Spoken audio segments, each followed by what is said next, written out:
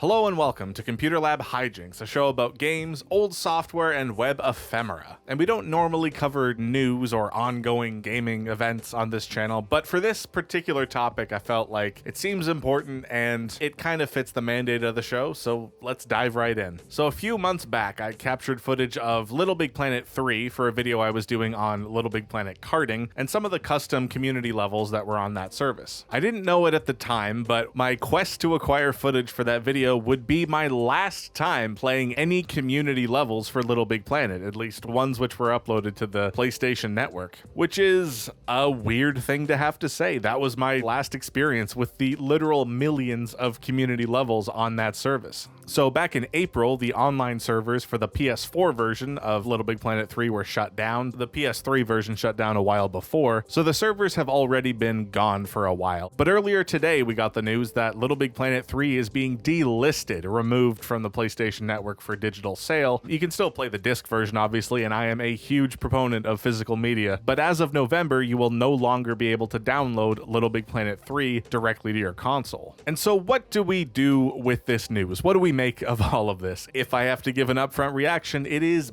bad. It's obviously bad news. And so in terms of how to move forward, what to do with this information, I have some suggestions that I think are fairly constructive, but they won't really make sense until I say a bunch of other things first. So at the end of this video, I'll give my conclusions, but let's just start talking about LittleBigPlanet and see where it goes. I've got my 3D printer right here making something that will make more sense by the end of the video. By the time I finish recording, hopefully this will be closer to done and we can see what it is I'm making because it is timely. So it's worth mentioning that the choice to remove LittleBigPlanet 3 from digital sale is not completely arbitrary. It is exactly 10 years since they launched the game. So November 2014 is when the game was up for sale originally, and we're approaching November of 2024. So that is exactly 10 years, which means, as some have speculated, this is likely due to music licensing issues. So whatever agreement they had when they first published the game will expire at the end of October of this year, and the game will no longer be for sale. Which raises a pretty big concern that I have, which is that they knew this in advance, that there was an end date to all the things they were doing with this game, that there would only be 10 years where they could sell this game to the consumer. And it's weird that they only gave us a few weeks notice to say, hey, this is your last chance to buy the game digitally. And that's kind of my bigger response to this news, is that if Sony knew the end was coming and we should make all consumer products with the assumption that that service will eventually end, my question then becomes, does Sony have a plan for what happens after these services end? And the real answer, unfortunately, is no. A shocking amount of creative work is now lost forever. By Sony's own estimate in 2017, there were 10 million LittleBigPlanet 3 community levels. So this is not a small loss. This is not a few MP3 files that went missing somewhere. This is a huge amount of data, a huge amount of fan labor that is just being lost. It's weird to see these things announced with just small tweets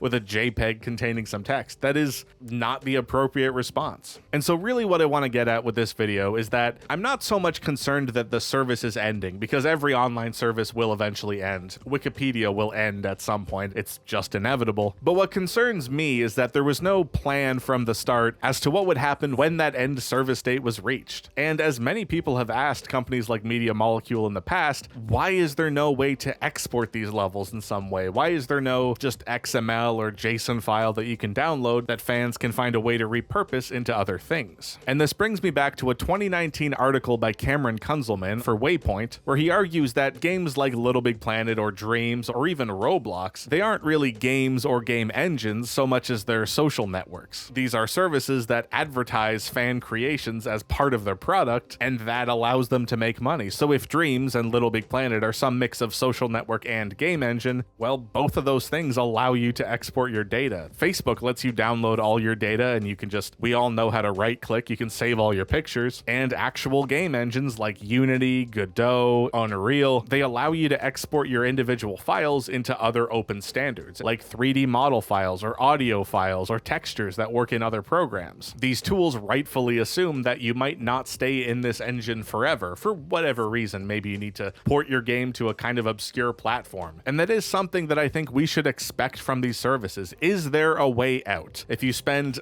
endless hours making a level in LittleBigPlanet or an entire game in Dreams, can I take my work and bring it to another platform? And Media Molecule kind of gave a weird half answer to this a little while back, saying, yes, you own the intellectual property of the games you make, which, like, yeah, obviously, but they basically said, no, we're not making any tools to let you export your work for other platforms, which is bad.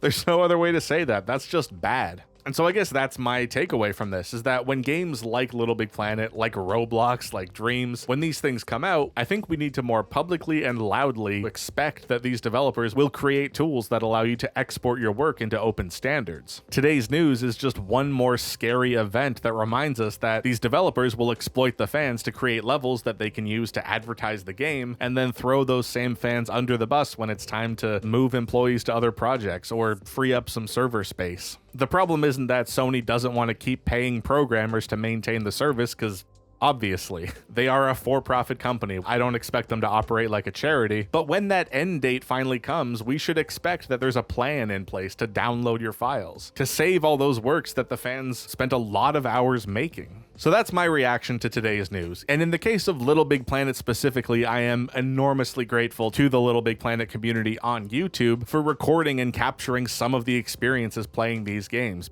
Anyway, that's all I got for this episode of Computer Lab Hijinks. I don't normally respond to events in the news. I don't normally make videos in the middle of the week or improvise to this heavy degree, but I felt like this topic deserves some kind of acknowledgement, and I would throw in my 2 cents as to how we should respond to news like this. At some point, this 3D print is going to finish, and I will come back to share that. But for now, thank you for watching Computer Lab Hijinks. I'm Nathan, telling you to keep your files safe, keep your passwords managed, and for goodness sake, don't click on any strange links. We'll see you in not a week, 2 days. We have another video this week. We'll see you in 2 days.